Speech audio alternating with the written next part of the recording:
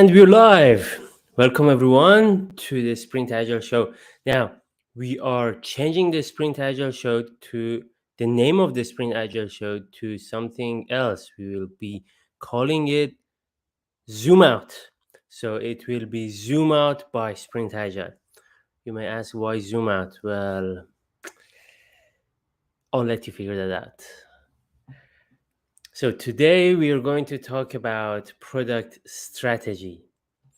I'm going to start sharing my screen first, and I will take you through the slides.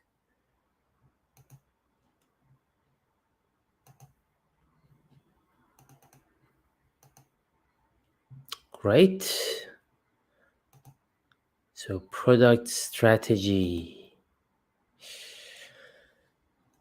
We are going to start the discussion today by a question for you. And please reply your answer in the comments. And that question is, what does a product manager do? What's the job of the product manager in the organization? As we're going through the video, feel free to jump in and put your opinions on this in the comments. So I'm interested to hear your thoughts. Product manager is a position many companies advertise, and it's different. Different companies use it differently, and there's a bit of, in some places, mystery surrounding the role. So we'd be interested to hear your thought. I also have another question here for you, and that is, what do I mean by product strategy? So I'll let you again to go in the comments and put in your thoughts. What's product strategy? What do we mean when we say product strategy? Usually I hear people giving different opinions, like, I don't know, product strategy is what kind of products are we creating and where we want to go with that, with our product, or how we're going to get to our product vision. So these are common opinions about product strategy, but I think they're all missing a critical element of strategy, because strategy at the end of the day is about competitive advantage. When we talk about strategy, when we use the word strategy, it needs to have an element of competitiveness or competitive advantage in it.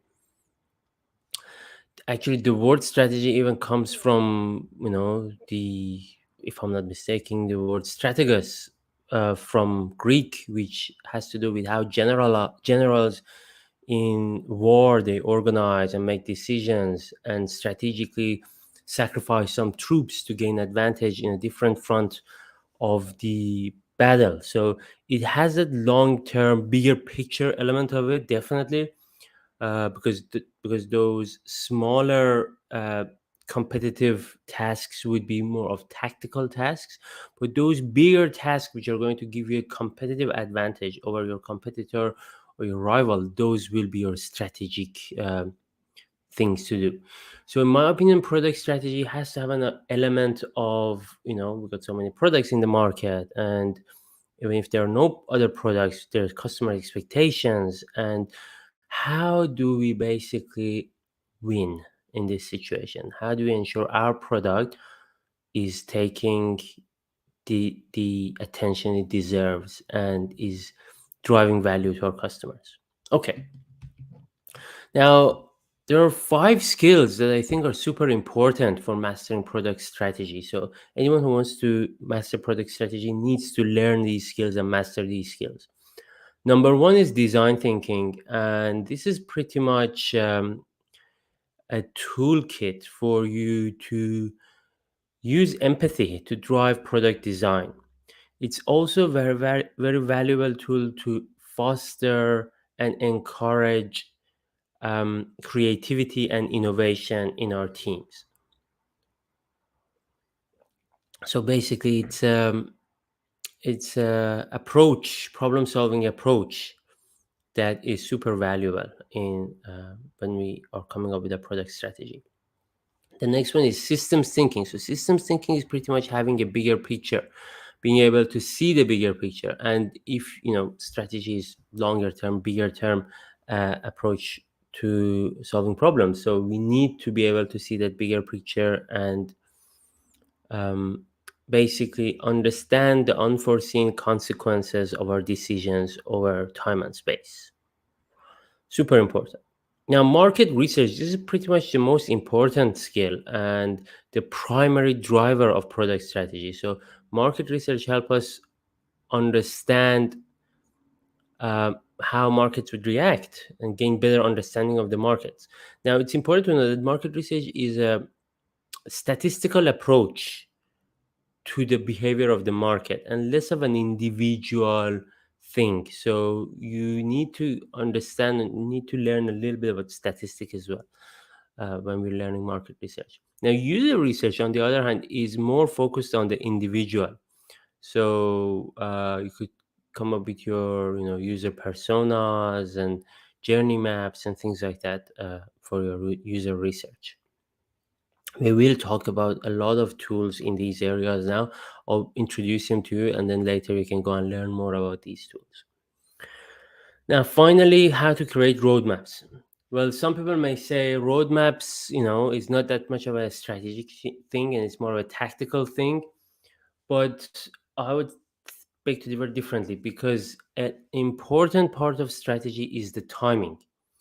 How to do what is a special has special importance when we're coming up with the product strategy. And roadmaps are an incredible way, a really useful way of visualizing this timing aspect. When are we releasing what? And I'll show you also some techniques to use when you're road mapping as well. Yeah, basically these are the 5 skills that we need to master if we want to master product strategy. All of them are important. Probably market research is more important, but the other 4 is also super important.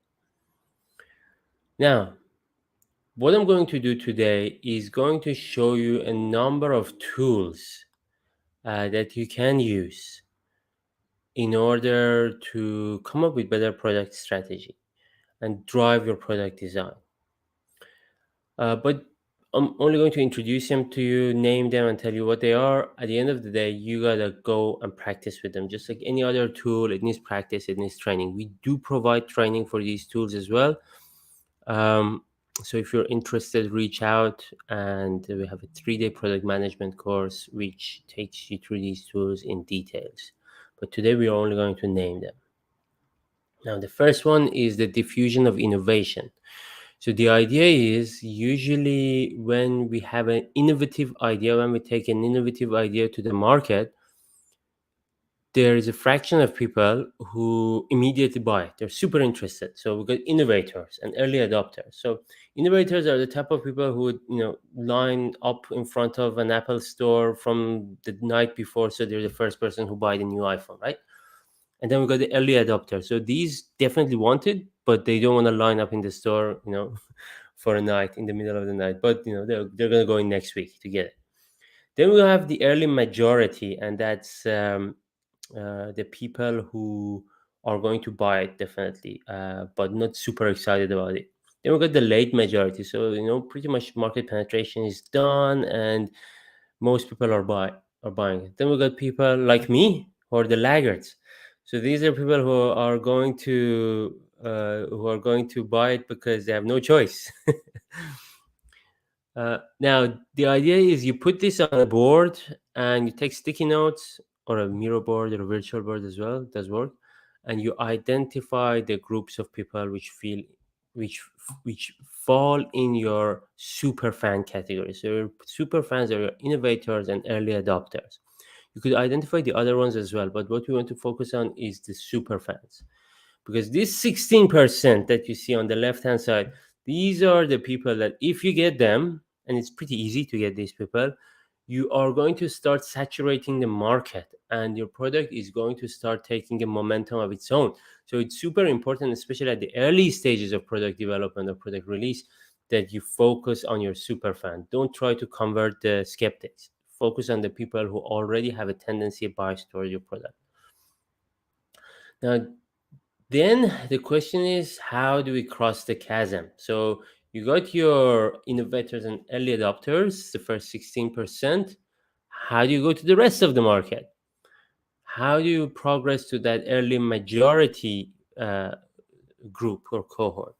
Well, then you brainstorm again, come up with strategies, put them on sticky notes. How are we going to cross the chasm of our super fans to the early majority?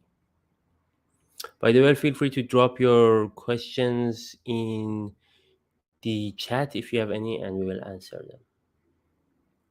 Now, the next tool that we can use, this is called sweet spot of strategy. Basically, what we talk about here is you have certain capabilities as a company.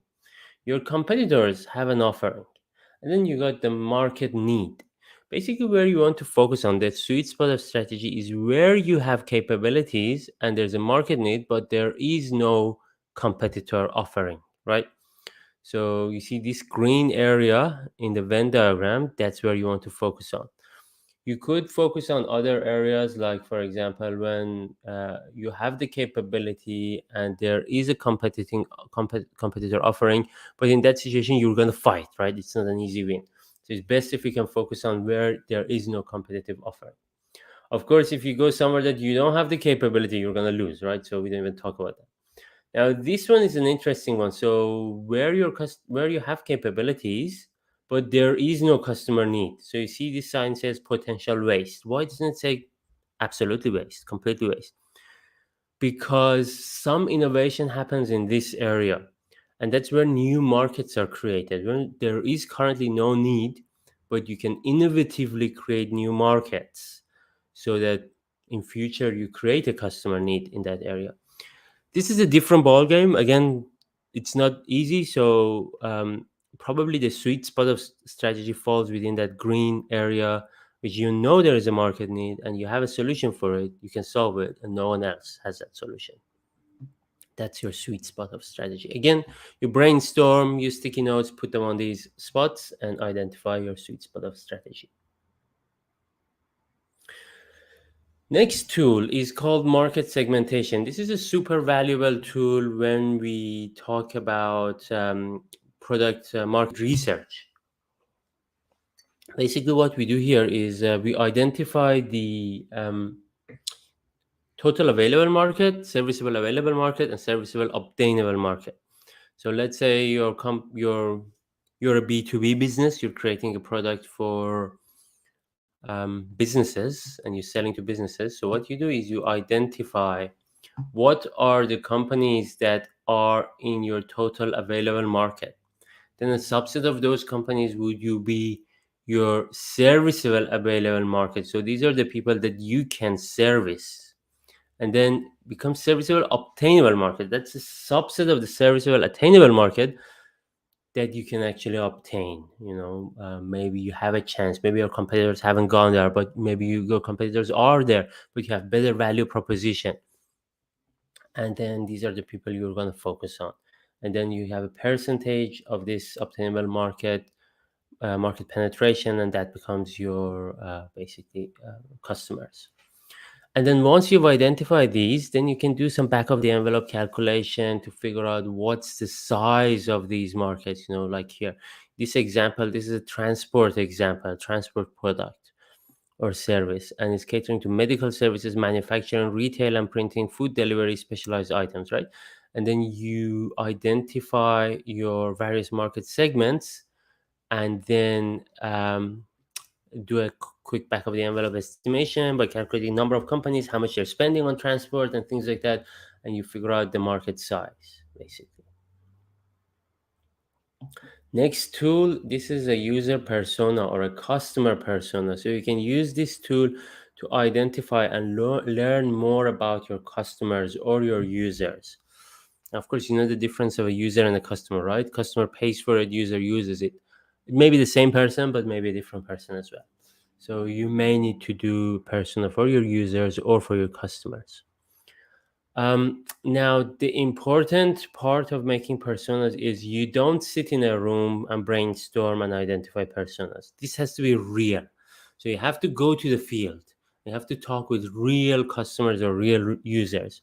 Now, once you have some data, then you can um, do some statistical analysis, or you can just use your common sense to group them into various cohorts, and then come up with a persona, archetypal persona for that cohort, and that's going to be your user persona, because you can't have a persona for a million people if you have a million users, right? So you got to group them.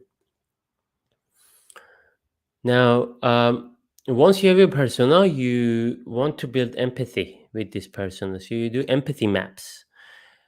Sorry, before we do an empathy map, we need to do an empathy interview. So these are the questions, these are the type of things you have to take into account when we do an empathy interview. So we have to definitely build rapport, because it's all about empathy. So you want emotions, you want people to tell you how they feel. You want to focus at one question at a time, not too many questions. Encourage stories, observe non-verbals. We want to learn and understand not just what happens in their heads, but also what happens in their hearts, right? Ask open-ended questions. Definitely don't ask "Do you think?" or questions that encourage yes or no answers. What you want for them is to elaborate and think, and speak up what's in their hearts. Focus on emotions and dig deeper. You could use questions like, "How do you feel about such and such?" or "Tell me more about such and such." Or this one's my favorite: "What would it be like if such and such happened?" You could help paint a vision for them and ask them to paint a vision how they feel or see the future when something happens. And definitely avoid getting into solution mode unless absolutely necessary. You can't go and ask a customer, how would you like me to solve your problem? Because it's our job to solve their problems, not them to tell us how to solve their problems, right? So focus on the problem or opportunity rather than the solution. Once you have your empathy interview, and there's a lot of skills in running, a lot of skill is required to run an effective empathy interview. Once you've done it, then you can put it and summarize it in an empathy map. This is a template you could use to summarize your empathy interview findings for your user persona. So you go and interview a few people from within each persona group, and then build an empathy map for them. Now, again, this is one of my favorite tools. This is Simon Sinek's Golden Circles. You probably have seen the original video that rocketed Simon Sinek to fame, and it was about this idea of your marketing message needs to start with why. So you start with why, then go to the how, and then go to the what. What most companies do, they focus on the what and the how, and they forget about the why. We not only have to focus on the why, but we have to start with why and then move to how and the what. Again, you brainstorm, put sticky notes there, and you say, all right, what is this? Let's say, is this my real why, or is this the how? And then dig deeper and ask what your real why is. Now, here I have an example for you. This is for a real case, actually, a real product that we brainstormed on. So our why is we believe that women who experience family violence deserve a happier and healthier life. That's our why. Why are we making this product for you, right? How are we doing it? We enable family lawyers to focus on what matters rather than doing admin work and bureaucracy, right? What is our product? The Family Law app is an easy to use, high tech solution that makes admin seamless and easy for family lawyers, right? So, this is a lot more compelling and emotionally relevant and connects with people than if you just focus on the what, or the what and the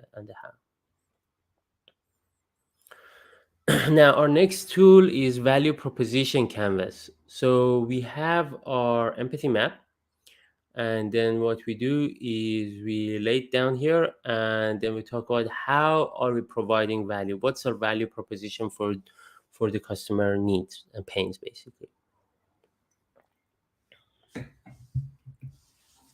And our next tool is this one is used quite a lot. You might have seen this. It's called the business model canvas, very familiar for entrepreneurs. Again, very useful tool depending on what you're doing. It may or may not be relevant, but definitely a useful tool. Now, this one, I really like this one. So, when we come up with our product strategy, sorry, we come up with a product roadmap, that timing element, we need to know what are we timing against, right? So, we need to know what's happening around us to make strategic decisions to release what when. Now, there are elements called market rhythm and market milestones. Market rhythm are things that happen regularly, right? So it could be, your end of financial year, your Christmas sale, your, December and January downtime, or whatever else that's happening in your target market. And market milestones are things that happen once off, like a regulation is being released on a certain date and you have to comply to it, or a new technology is becoming available, or your competitor is releasing something, and then you put them all here, and on the vertical axis you identify how much value you get when you release your product. How much important does that market milestone or market rhythm um, provide to your releases? So you make a decision on when to release what. So this is one of the key inputs to your product roadmap. Another key input to your product roadmap is a game called Prune the Product Tree. Well, in this game, you basically brainstorm what your features on, and put those features as apples on the tree, and you group them into branches. So each branch is a group of features. So if one branch has a lot of features, a lot of apple on it, and the other branch doesn't have, it's an indication, it's a visual representation that we may getting out of balance, maybe or maybe not, right? And if there are too many apples, and the branches can't support them, or if they're rotten apples or something, we have to cut it, right? So we can't have all the features delivered, and we have to draw the line somewhere. And then we got the roots and this water. So that's our enabling tasks that we may need to do, like the plumbing and piping and the technology architecture and things like that.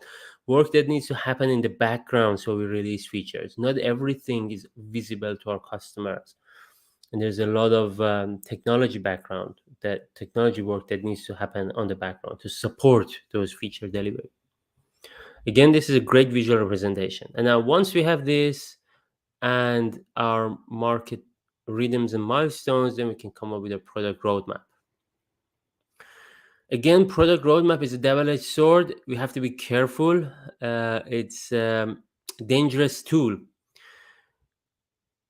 We want to be agile in product development. We want to be able to quickly change and adapt as things happen in the market and as we learn more, right? So we have to ensure whatever we put in this product roadmap is not a project management Gantt chart or a project management tool plan or something that we have to deliver to. We have to be able to quickly and easily change and adapt. So we keep planning and we keep replanning and we keep replanning. Basically, in Scrum, we are planning every 2 weeks, right? So we need to be able to, based on the feedback that we get from our delivery teams, to adapt strategically and tactically, adapt our product roadmap every 2 weeks, basically, right? And we have to be realistic about it. So there's a lot of collaborative effort. So product managers don't come up with this on their own. Delivery teams and product managers work together on the product roadmap and decide what's the best one and keep adapting it, right? So be careful. This is a roadmap, high level roadmap. Don't make it a Gantt chart, right?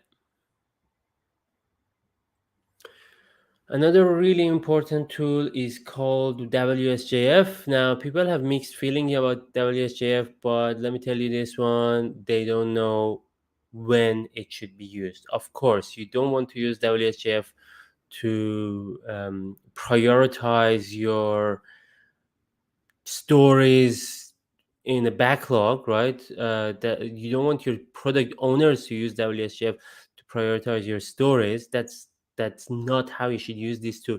This tool is there to prioritize high level features, big pieces of work, strategic pieces of work, right?